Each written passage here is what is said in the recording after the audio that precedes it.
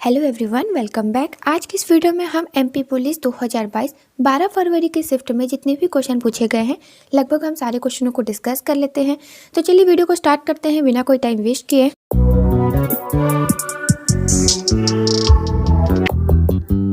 तो हमारा पहला क्वेश्चन है कि मिट्टी में उर्वरता किस प्रकार बढ़ाई जा सकती है। तो ध्यान रखिएगा, मिट्टी की उर्वरता बनाए रखने के लिए जल्दी से बढ़ने वाली फसलों के बाद बौनी फसलों को लगाएं, क्योंकि गन्ने के बाद चारा फसलों के उगाने से मिट्टी की उर्वरता घटती है, इसलिए गन्ने के बाद दलहनी फसलों की खेती करें। ठीक है। अगला क्वेश्चन है मोलस्का संघ में कौन से जीव आते हैं। तो ध्यान दीजिएगा कि मोलस्का अकशेरुकी जीवों का संघ है जिनमें कोमल शरीर वाले सभी जीव जंतुओं को शामिल किया जाता है। ठीक है। वर्तमान में संघ मोलस्का में 85,000 प्रजातियां शामिल हैं। अगला क्वेश्चन है ध्वनि की चाल सबसे अधिक होती है किसमें।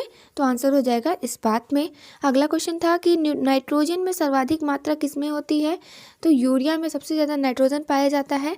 नाइट्रोजन की खोज 1773 में डैनियल रदरफोर्ड ने की थी। इसका परमाणु क्रमांक 7 होता है। ठीक है। और अगला क्वेश्चन है सतपुड़ा मैकाल श्रेणी पर्वत में कौन सा राष्ट्रीय उद्यान आता है।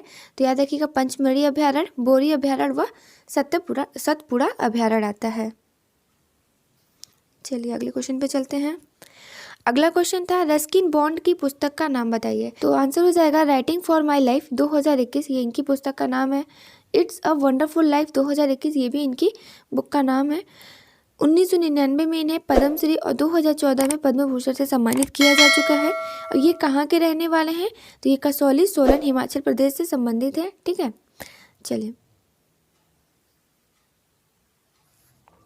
अगला क्वेश्चन अहिल्याबाई पुरस्कार से संबंधित पूछा गया था कि किस क्षेत्र में दिया जाता है।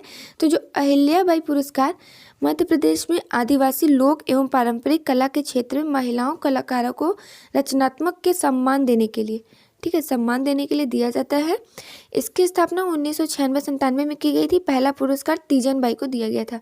याद रखिएगा, पूछ सकता है। पहला पुरस्कार तीजन बाई को दिया गया था। ठीक है। चलिए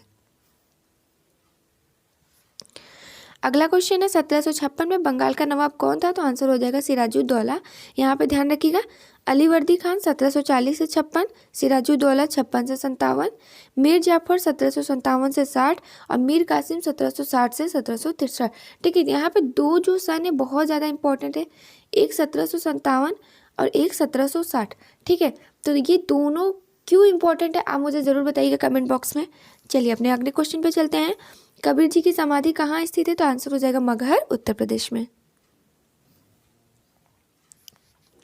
अगला क्वेश्चन है ओलंपिक में हॉकी में सबसे ज़्यादा स्वर्ण पदक किसने जीता। तो आंसर हो जाएगा भारत।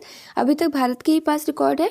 वर्ष 1900 से 2021 तक ओलंपिक में भारत के 10 स्वर्ण पदक समेत कुल 35 मेडल है। ठीक है। सबसे ज़्यादा 11 मेडल हॉकी में। ठीक है। देश के लिए इंडिविजुअल गोल्ड मेडल शूटिंग में अभिनव बिंद्रा और जेवेलियन थ्रो नीरज चोपड़ा के नाम है। कभी कभी क्या क्वेश्चन पूछता है कि डायरेक्ट पूछेगा अभिनव बिंद्रा किस खेल से संबंधित है। तो वो क्या है, शूटिंग के प्लेयर है। और जेवेलियन थ्रो के प्लेयर कौन है, नीरज चोपड़ा। ये याद रखिएगा।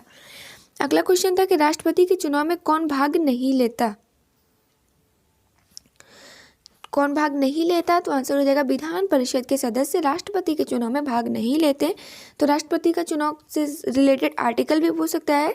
तो आर्टिकल 55 के तहत अनुपातिक प्रतिनिधित्व प्रणाली में एकल संक्रमणीय मत पद्धति के द्वारा होता है। अच्छा, यहाँ पे बता सकते हैं कि जो राष्ट्रपति का जो निर्वाचन है वो संविधान में किस देश के संविधान से लिया गया है, ये बताइएगा कमेंट बॉक्स में। ये मैंने शायद पिछली वीडियो में बताया है आपको। ठीक है।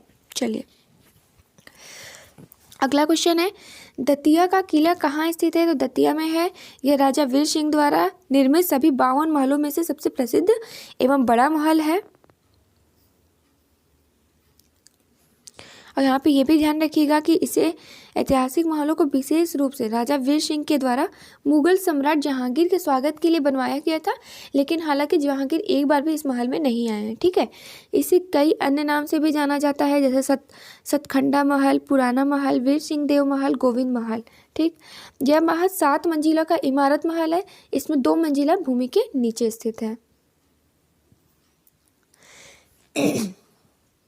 अगला क्वेश्चन है जूनागढ़ का किला कहाँ स्थित है? तो आंसर हो जाएगा बीकानेर, राजस्थान में।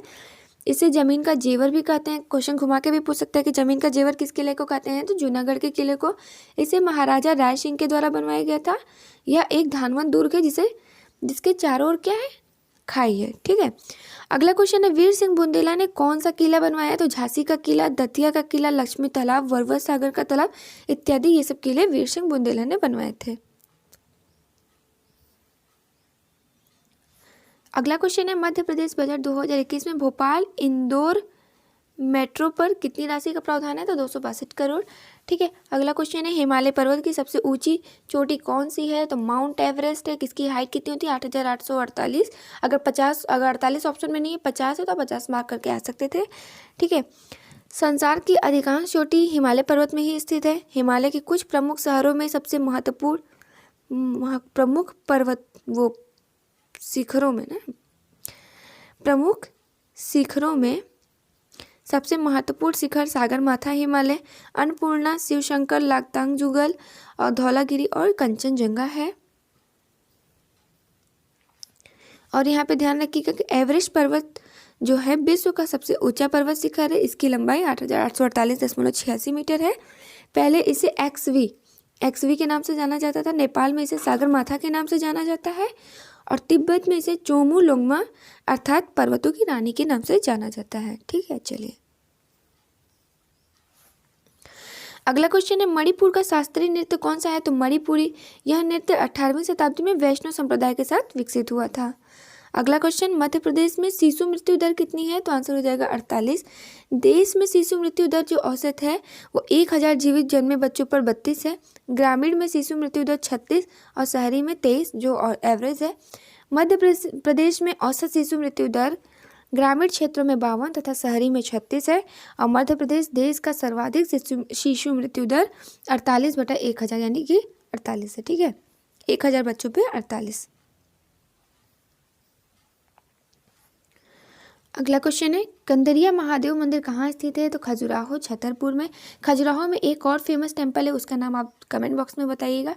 चलिए मध्य प्रदेश में कितने प्रतिशत आरक्षित वन है? तो आंसर हो जाएगा 65%। अगर नंबर में पूछ लेगा तो ये नंबर है, याद रखिएगा 61,886.49 वर्ग किलोमीटर। ठीक है। विश्व जल दिवस कब मनाया जाता है? तो आंसर हो जाएगा 22 मार्च। अच्छा कोई बताएगा 22 अप्रैल को क्या मनाते हैं? ये भी बहुत इंपॉर्टेंट डे है। ठीक है। कमेंट बॉक्स में ज़रूर बताइएगा। पहली बार इसे कब मनाया गया था? 1993 में। 2020 की थीम थी जल एवं जलवायु परिवर्तन और 2021 की थीम है पानी का महत्व। आज की वीडियो का last question but not the list, कौन से संविधान संशोधन के तहत शिक्षा के अधिकार को लाया गया? तो आंसर हो जाएगा 86वां संविधान संशोधन के तहत शिक्षा के अधिकार को लाया गया। यहाँ पे ये ध्यान रखिएगा कि संविधान के 86वें संशोधन अधिनियम 2002 के द्वारा 21A जोड़ा गया, जो यह प्रावधान करता है कि राज्य विधि बनाकर 6 से 14 वर्ष के सभी बालकों के लिए निःशुल्क शिक्षा अनिवार्य है। ठीक है। यह अधिनियम 2009 से पारित किया गया तथा 2010 से लागू कर दिया गया। बस आज के लिए इतना ही। आशा करती हूँ कि आप सभी को अच्छे से समझ में आ गया होगा। मेरा थोड़ा गला बैठा है, पता नहीं क्यों ठीक ही नहीं हो रहा है। खैर, तो वीडियो अच्छी लगी तो प्लीज़ वीडियो को लाइक एंड शेयर करना मत भूलिएगा और चैनल को सब्सक्राइब कर लीजिएगा। Thank you for watching. तब तक मिलते हैं अपने नेक्स्ट वीडियो में। तब तक के लिए बाय एंड टेक केयर।